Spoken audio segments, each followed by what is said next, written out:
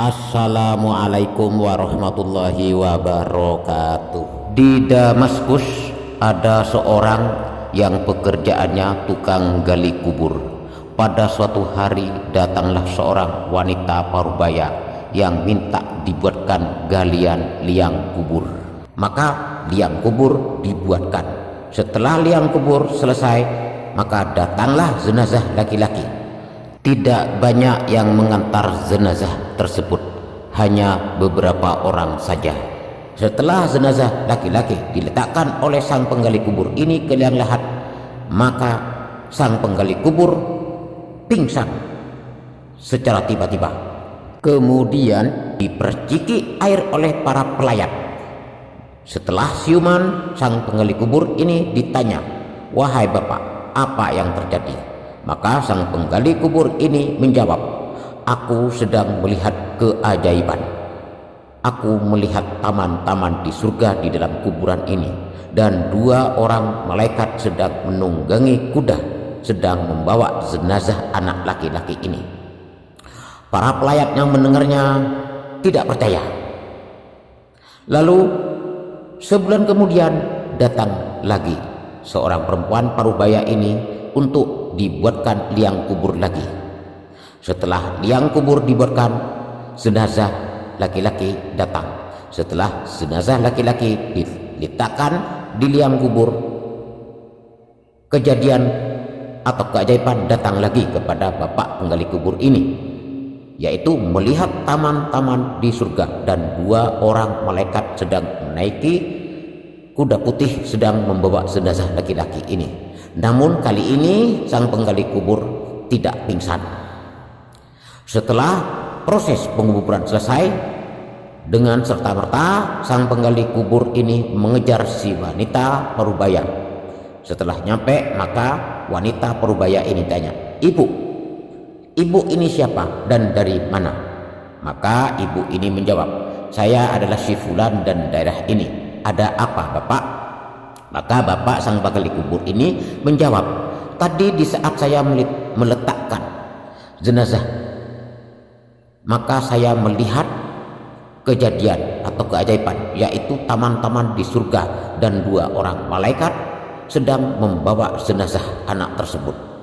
Ibu ini menjawab bahwa sebulan yang lalu itu adalah anakku yang nomor 2.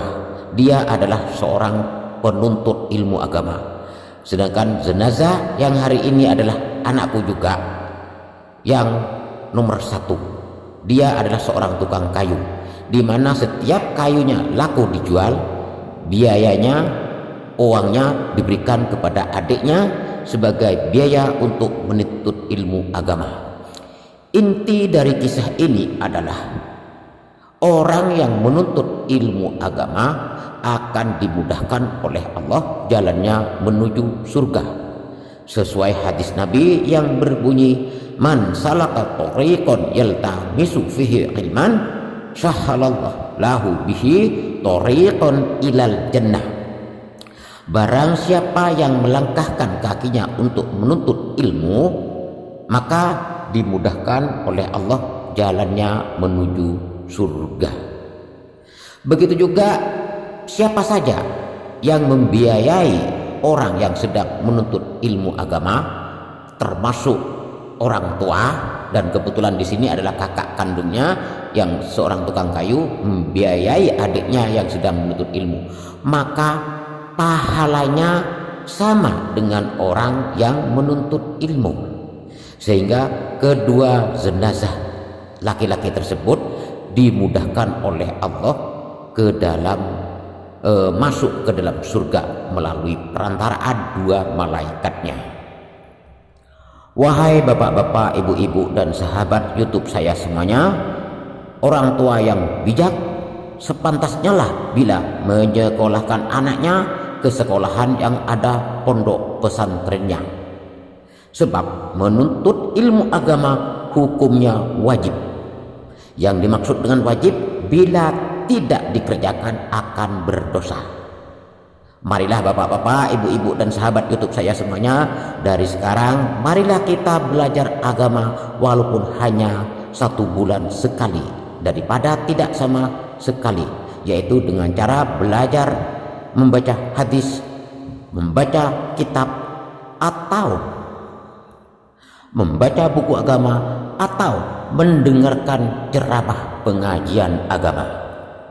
Bila kita tidak belajar ilmu agama sama sekali sampai matinya dari sekarang, tentu kita akan berdosa dan akan dimintai tanggung jawab oleh Allah, yang ujung-ujungnya tentu akan mendapatkan siksa yang amat pedih dari Allah, di mana tidak ada satu orang pun yang mampu menahan pedihnya siksa Allah. Wahai adik-adikku semuanya, bacalah buku agama walau hanya seminggu sekali, atau datangilah bila ada pengajian agama, agar kalian dimudahkan oleh Allah jalannya menuju surga.